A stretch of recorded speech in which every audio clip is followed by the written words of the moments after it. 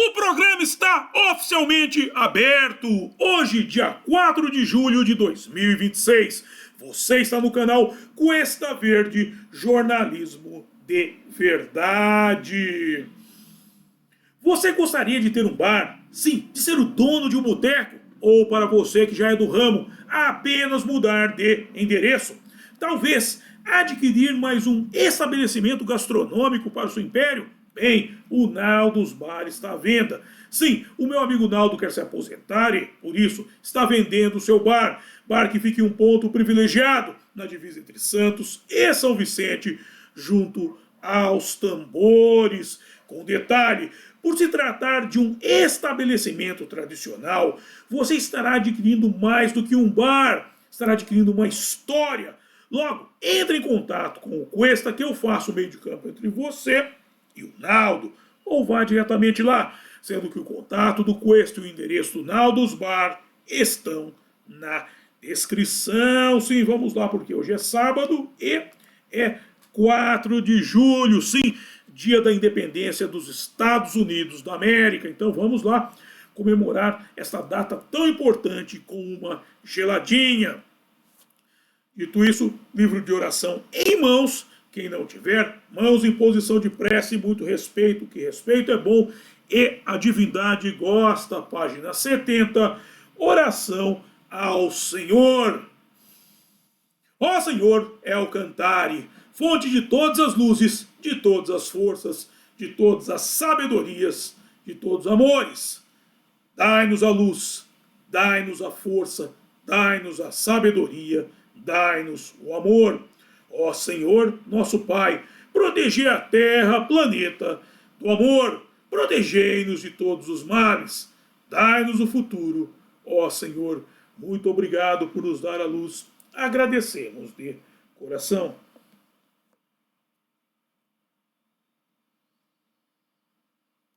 Eu peço a Nosso Senhor El Cantare que, por favor, não permita que injustiça alguma ocorra durante esse programa.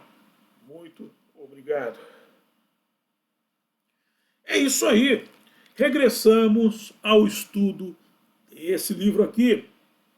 A história original, Dragonheart, Aventuras Além deste Mundo. Uma mensagem espiritual do escritor japonês Ryonosuke Akutagawa, que nos foi trazida por meio do mestre Ryuho Okawa. E no programa de hoje nós vamos tratar de algo interessante, do equilíbrio cósmico. Sim, o que é o equilíbrio cósmico? É a ideia, quando eu digo ideia, ouça, realidade, de que todo o multiverso, incluindo as dimensões, a cebola com suas múltiplas camadas, como diria Emanuel Swedenborg, tudo está conectado. E o equilíbrio cósmico é a manutenção do corpo de Deus.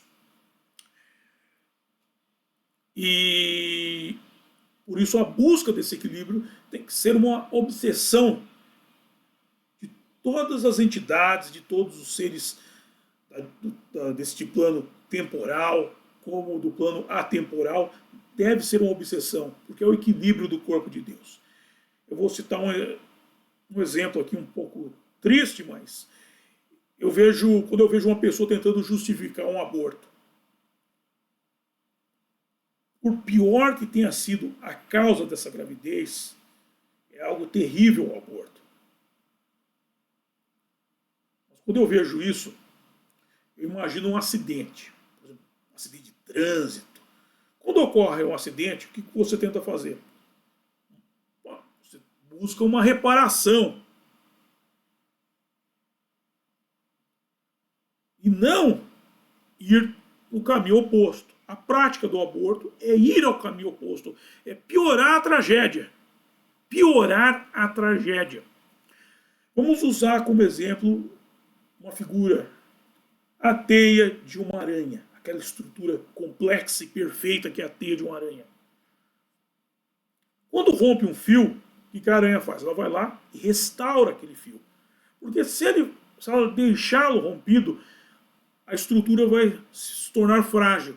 Aí a ação do vento, um objeto como uma folha que se choque, uma teia, ou mesmo um inseto que ela planeja capturar, ele se choca e a teia não vai ter força para sustentar esse inseto, a folha ou o vento, e vão se romper os fios, os demais fios, e a teia irá se desfazer.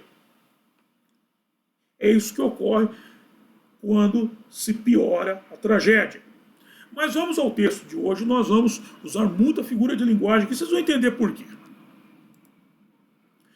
No livro A História Original, Dragonheart, Aventuras Além deste Mundo, a mensagem espiritual de Ryonosuke Akutagawa, o qual disse que, quase 100 anos atrás, nasci como alguém que tinha a missão de lançar as bases da literatura japonesa moderna. Senti que, após a Era Meiji, que foi de 1868 a 1912, a religião corria o risco de ser perdida. Então, pensei que precisava fazer algo para espalhar ideias religiosas pelo coração das pessoas. Durante a mensagem, Akutagawa fala que, se você me perguntasse o que fiz além de ser escritor, eu diria que fiz muitos trabalhos relacionados à religião, como redigir escrituras budistas. E, entre os sutras, o que mais se aproxima do que escrevi é o Sutra Kegon Kyo. Quero dizer, eu estava junto quando ele foi escrito, o que não quer dizer que ele não tenha influído direta ou indiretamente, dando pitaco. Sim, você estava do lado, estava dando uma ideia aqui, outra ali, alguém perguntou alguma coisa. Ou seja, ele acabou transmitindo boas vibrações para o escritor deste sutra. No site Lions Roar, publicado foi o artigo de autoria de Taigen Dei Layton, alcunhado de O Universo Fenomenal do Sutra do Ornamento de Flores. O Universo Fenomenal do Sutra do Ornamento de Flores. Nota, Kegon Kyo significa Sutra da Grinalda, dado que Kyo é sutra ou escritura. Talvez você ouviu alguém falando Kyo, não sabe Kyo, o nome japonês com Kyo, Kyo é sutra. E Kegon é grinalda, que comumente é feita com flores. Ademais, de volta ao texto do Sr. Layton, se lê nele que o budismo Huayan chinês enfatiza a interconexão e emprega metáforas holográficas provocativas como a rede de Indra. Para um melhor entendimento, visualize a teia de uma aranha e associe a engenhosidade da sua estrutura com a viabilidade do que é real. Sim, esse sutra, ele se baseia no quê? No realismo fantástico. Ele usa muitas imagens, figuras de linguagem interessantes, como a teia da aranha. Todavia, o ponto de partida do budismo Huayan é o extravagante e longo Sutra do Ornamento Floral, ou Sutra Avatansaka, Sutra Avatansaka, em sânscrito, considerado a escritura mais elevada pela escola Huayan. Avatansaka é traduzido como Huayan em chinês, que é Kegon em japonês, Irlanda. Ora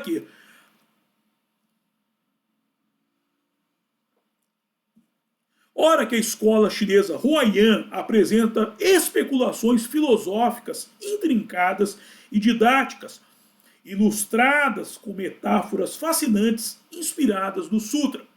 No entanto, o Sutra do Ornamento Floral é em si um tipo de literatura muito diferente. Realismo fantástico. Porque esse sutra, às vezes, é descrito como a primeira consciência de Buda Shakyamuni após sua grande iluminação. Sim, a gente tem que entender o seguinte. Quando Buda Shakyamuni teve a sua epifania, ao pé do Pipal, esta epifania abriu para ele outras dimensões, outros multiversos. E ele começou a ver coisas fantásticas ali, coisas que ele não sabia como descrever, mas ele foi descrevendo do jeito que foi vindo. E é assim que acontece quando nós entramos em contato com algo de ordem supranatural.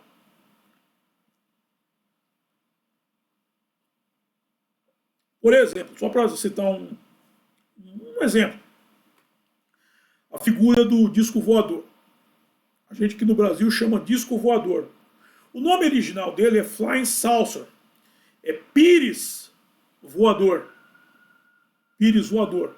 E de épocas em épocas, há sempre essas figuras redondas voadoras. Por exemplo, os romanos falavam sempre dos escudos voadores. Então você vai descrevendo a coisa da forma que dá. E por isso ela passa a ter esse verniz de realismo fantástico. É um realismo, mas é fantástico. Ok? Atenção agora. Com mais de 1.600 páginas, 1.600 páginas, hein? É para quem gosta de ler. Na tradução de Thomas Cleary, o Sutra do Ornamento de Flores é um texto samadhi oriundo de uma epifania, projetado para inspirar visões luminosas e experiências exaltadas na mente e da realidade por meio do uso de imagens exuberantes, psicodélicas e evocativas. Vendo?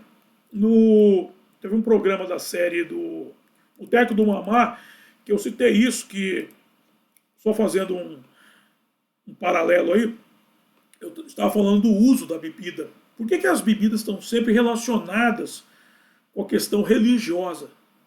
Você pode ver, e eu citei, no caso, o primeiro milagre de Cristo, que foi multiplicar o vinho.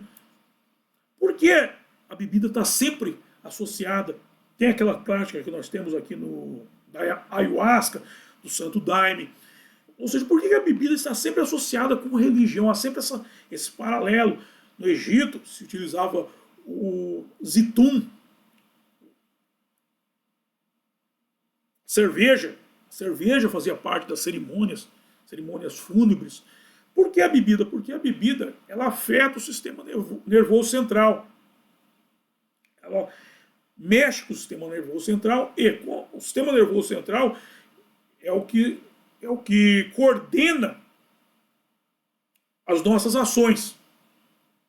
Toda a nossa personalidade ela é coordenada por meio do sistema nervoso central. E quando ele é desabilitado, a pessoa se solta. Aí há a projeção astral. Okay? E o Buda Shakyamuni, ele estava em jejum. Isso eu já expliquei em outros momentos. O Cristo no deserto, os 40 dias de Cristo no deserto, em jejum, ou seja, ele estava com o sistema nervoso central fragilizado, ou seja, ele se soltou.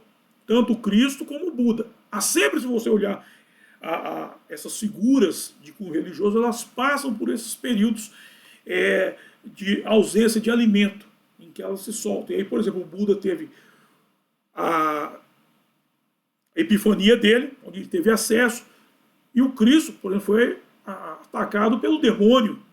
Lembra? O ataque do demônio no deserto durante os 40 dias. Mas por quê? Porque o sistema nervoso deixa a pessoa solta. Quando, por exemplo, uma pessoa está tendo uma visão de cunho supranatural, o que acontece? O sistema nervoso aprende, a segura, e ela passa a não acreditar naquilo que os olhos dela estão vendo. Por quê? Porque o sistema nervoso central dela foi moldado desde a infância dela com ideias, aquela famosa frase, fantasmas não existem. Então você não pode estar vendo fantasma. Mas eu estou vendo. Eu não acredito. Por que eu vejo e não acredito? Porque o sistema nervoso central não deixa. Quando ele é desabilitado, a coisa se solta. Aí ela passa a ver fantasma, duende, saci pererê, a cuca. Vai embora. Entra aquilo que se chama de rapsódia. ok? Tem até uma música do Fred Mercury, Bohemian Rhapsody. Pega a letra dessa música para você ver. É uma viagem psicodélica. Mas vamos voltar para o Sutra Kegon Kyo. Dos 39 capítulos, 2 se destacam como sutras inspiradores e independentes. Sim, esse sutra, cada capítulo é um pequeno sutra, que nem a Bíblia. Bíblia vem de biblos, são livros. São vários livros que formam um só. O sutra é a mesma coisa. São 39 orações que juntas se formam uma história completa, gigante. Vamos lá. Dos 39 capítulos, 2 se destacam como sutras inspiradores e independentes. Um é o capítulo 10. Não, um é o capítulo sobre as 10 etapas ou terrenos. Um é o capítulo sobre as 10 etapas ou terrenos, ok? Detalhando os 10 estágios de desenvolvimento dos bodhisattvas antes da budicidade. Ou seja, Buda significa iluminado. A iluminação total, antes da pessoa se tornar um iluminado, ela se torna uma espécie de anjo, que é o bodhisattva, ok? Nota, segundo a enciclopédia dos conhecimentos esotéricos, abaixo dos Budas estão 3 grandes seres da 7ª iniciação. Manu, que dirige o governo, Bodhisattva, que dirige a espiritualidade, e Mahachohan, que dirige a cultura. Mahachohan são os pés, a ação. Manu é a cabeça, a razão. E Bodhisattva é o coração, a intuição. Sim, é o corpo do grande Buda, do Buda primordial, o corpo de Deus. Ademais, o outro sutra é o capítulo final, a entrada no reino da realidade.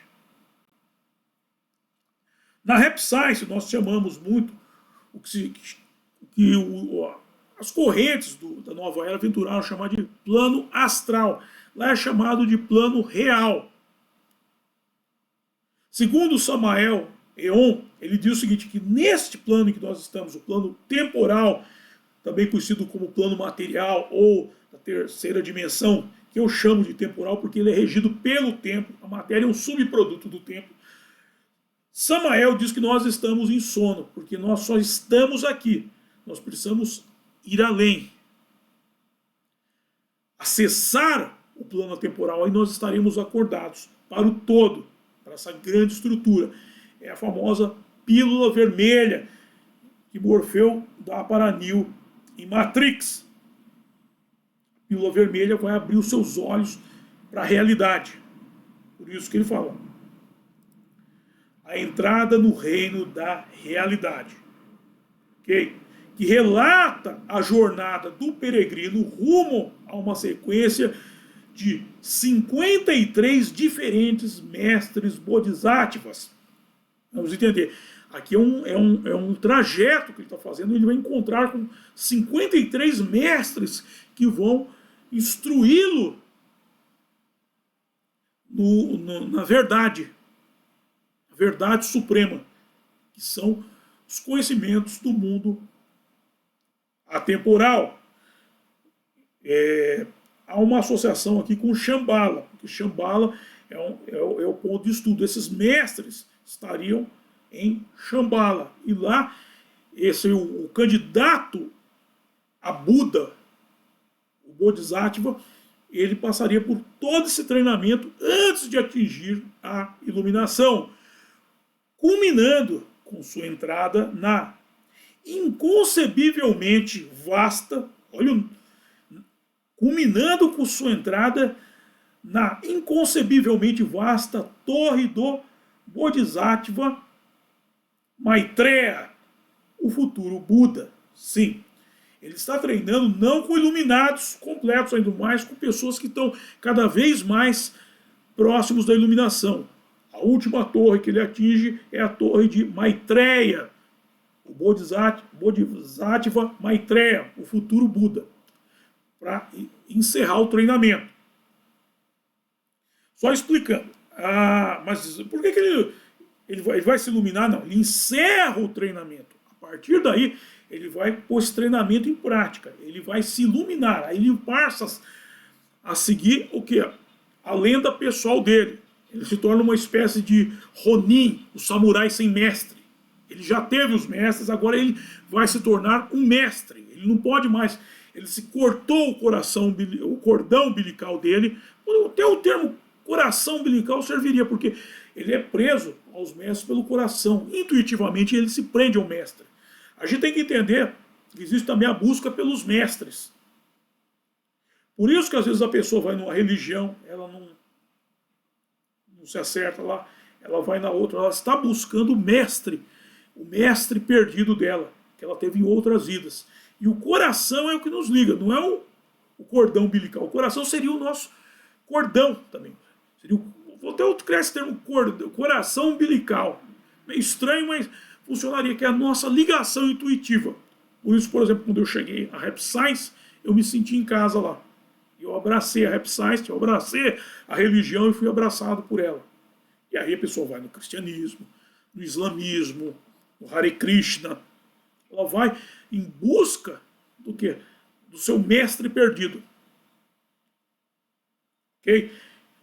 Por que ela perdeu o mestre? Porque agora ela precisa ela precisa se tornar um mestre também. Ela ou ele, uma mestra ou um mestre, para quê? Para ter os seus discípulos, para fazer a manutenção do corpo de Deus, do equilíbrio cósmico. Ok? Ah, e por que a gente busca a religião então? Porque nossa, é o ciclo reencarnatório. Ciclo reencarnatório. Você reencarnou, você tem que ir atrás do quê? Do seu coração umbilical. Para reiniciar a coisa. Para dar sequência a algo que você iniciou na outra vida, ou não concluiu, ou concluiu torto, ou concluiu e precisa dar concluir outras etapas para manutenção do equilíbrio cósmico, ok? Mas vamos lá. Vamos para a torre do Bodhisattva Maitreya. Uma torre tão extensa quanto todo o espaço. Uma torre tão extensa quanto todo o espaço e que contém um vasto número de torres igualmente espaçosas, transbordando de incríveis vistas, cada uma sem interferir no espaço das outras. Uma torre tão extensa quanto todo o espaço e que contém um vasto número de torres igualmente espaçosas, transbordando de incríveis vistas, cada uma sem interferir no espaço das outras. Isso aqui é psicodelia pura. Mas Cristo falou, na casa do meu pai tem muitas moradas. Cada torre dessa é uma morada. Essa é a casa do meu pai. E por aqui eu encerro o texto de hoje. Meu. Fala que o negócio é bom. Não precisa nem de uma bebida inebriante ou droga para ter visões psicodélicas. É só vir aqui ao Cuesta e você vai ter visões psicodélicas. O Cuesta hoje é um canal psicodélico. Busca da verdade é psicodelia. E dito isso, vamos para a hora de passar o chapéu, que é a hora que eu mais gosto e que vocês mais gostam também, que é a hora em que eu ganho uma graninha. Bem, vamos para a descrição do programa. Nele estou disponibilizando os métodos de arrecadação de fundo por via direta e via indireta. Por via indireta, os meus livros, a começar por A Máquina da Verdade. Nesse livro, Menino Veste Azul e Menina Veste Rosa. Depois tem o meu outro livro, romance A Saga de Kid Winchester para os adultos. Aí tem o link do curso Fundamentos do Exorcismo e vamos para a arrecadação de fundos por via direta. Ao Apoia-se do meu blog O Mochileiro Místico, o Pix para você já fazer a sua contribuição e o PayPal para os acólitos do estrangeiro. Aí tem o link do meu álbum de rock em parceria com meu amigo Renato Pop, com letras de Mateus, o contato do Cuesta para você mandar suas dúvidas, sugestões de pauta e coisa e tal. Pedir o contato do Naldo. E aí tem o link do grupo do Cuesta no Getter, do grupo do Cuesta no WhatsApp, do nosso canal mais estreito de comunicação, e Naldos Bar, o ponto de encontro dos acólitos, onde nos encontraremos logo mais para comemorar a independência dos Estados Unidos da América. Dito isso, próximo evento, atenção, Denilson, próximo evento, todos os carros. O grande conflito, Francis e amigos, a verdade sobre o catolicismo. Maria versus Eva. O último dessa fase do Inefáveis Deus, no sábado, dia 11 de julho de 2026, às 6 horas da tarde, no sábado, dia 11 de julho de 2026, às 18 horas, o grande conflito, Francis amigos, a verdade sobre o catolicismo, Maria versus Eva. Dito isso, quero agradecer a todos vocês que me acompanharam e até a próxima. Bye!